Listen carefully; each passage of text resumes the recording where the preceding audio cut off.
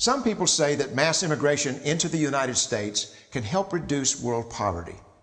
Is that true? Well, no, it's not. And let me show you why. This gumball represents the 1 million legal immigrants that the United States has taken every year on average since 1990. Now, who in the world deserves our humanitarian compassion? The World Bank has one measure of the desperately poor of the world. They make less than $2 a day. And how many people make less than $2 a day in the world? Well, let's start with Africa.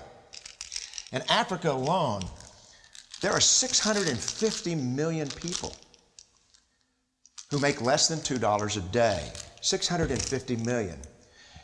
And in India, another 890 million people, desperately poor. China adds another 480 million people, making less than $2 a day. And unfortunately, the rest of Asia has a heartbreaking 810 million people who the World Bank says make less than $2 a day. And finally, there's 105 million of Latin America's population that are desperately poor. All told, the World Bank says there are 3 billion people in the world, 3 billion people who are desperately poor, making less than $2 a day. That's 3,000 gumballs. And every year, we take 1 million and suggest that we've somehow made a humanitarian difference. Of course, we don't pull our immigrants from these desperately poor populations, do we? These people are too poor, too sick, too disconnected to make it here as immigrants. We tend to pull our immigrants out of the better off poor of the world. And Mexico tends to define the type of immigrant that we bring here because the plurality of people come from Mexico. And Mexico is poor. How many people in the world live in countries that have average incomes lower than that of Mexico? And the World Bank tells us that that number is these 3 billion plus another 2.6 billion people. 5.6 billion people in the world who live in countries with average incomes below that of Mexico. That's 5,600 gumballs. And so what is it that the elites are telling us? They're telling us that when we take this 1 million immigrants, that we somehow or another are tackling world poverty. And we have to do it regardless of the effect on our unemployed, the working poor, the most vulnerable members of our society, regardless of the effect on our natural resources. Even if we went by the most radical proposals in Washington, which are to actually double our immigration to 2 million a year,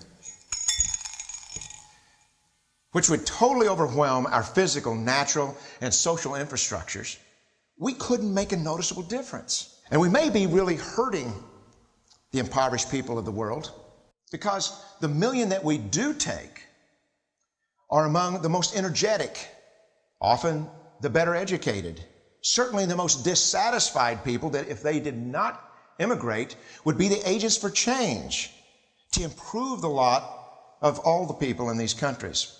The true heroes in the global humanitarian field are the people in these countries who have the wherewithal to immigrate to another country, but instead stay in their countries, to apply their skills to help their fellow countrymen.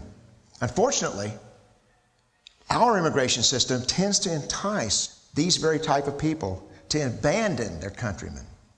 The impossibility of making even a dent is actually worse than it looks here. Because last year, when we took 1 million immigrants, these countries added, births over deaths, 80 million more people into the impoverished populations. And this year, Congress is bringing in 1 million legal immigrants. And this year, according to the United Nations, these countries are expected to add another 80 million people. And next year, you can be quite sure that Congress, unless stopped by the American voters, will bring in another 1 million immigrants. And these countries, unfortunately, will be adding another 80 million people. into these impoverished nations. We could take 5 million a year, but we'd never get ahead of what's happening in these countries. Not in this century. Don't you see? Immigration can never be an effective or significant way to deal with the suffering people of the world. They have to be helped where they live. 99.9% of them will never be able to immigrate to a rich country. There's no hope for that. They have to bloom where they're planted.